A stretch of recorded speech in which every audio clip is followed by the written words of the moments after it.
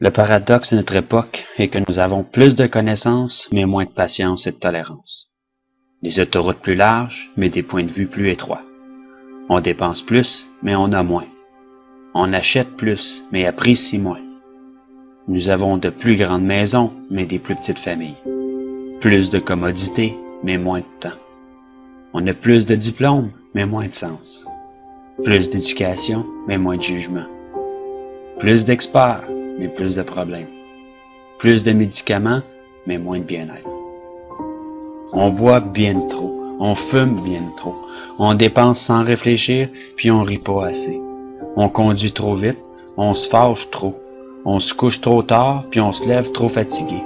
On lit pas assez, on regarde trop de TV, puis on ne médite pas assez. Nous avons multiplié nos possessions, mais perdu nos valeurs. On parle trop, aime trop rarement, puis haït trop souvent.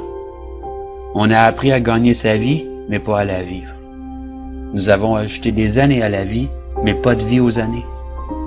Nous sommes allés sur la Lune, mais il nous est difficile de traverser la rue pour rencontrer un nouveau voisin. Nous avons conquis le cosmos extérieur, mais pas notre carrosse intérieur. On fait des choses plus grandes, mais pas meilleures.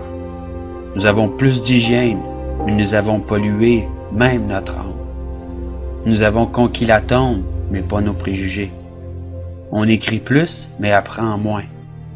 Nous planifions plus, mais accomplissons moins. On a appris à se stresser, mais pas à patienter. Nous construisons des ordinateurs pour retenir plus d'informations, produire plus de copies que jamais auparavant, mais nous communiquons de moins en moins. Nous sommes à l'ère de la restauration rapide, mais de la digestion lente. Des grands hommes, mais des petites personnalités. Des profits records, mais des relations superficielles. Nous sommes à l'ère de 2 revenus, mais avec plus de divorces. Des maisons plus fancy, mais avec des foyers brisés. Nous sommes à l'ère des courts voyages, des couches jetables, des basses mœurs, des nuits sans lendemain, de l'obésité et des pilules qui font n'importe quoi, de donner du pep à endormir, à tuer.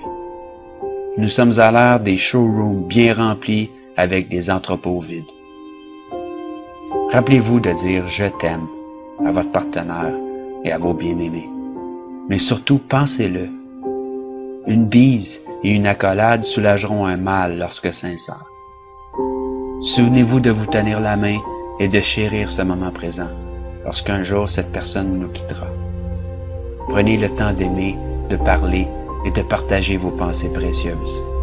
Et n'oubliez jamais que la vie ne se mesure pas au nombre de souffles que vous prenez, mais par les moments qui nous coupent le souffle.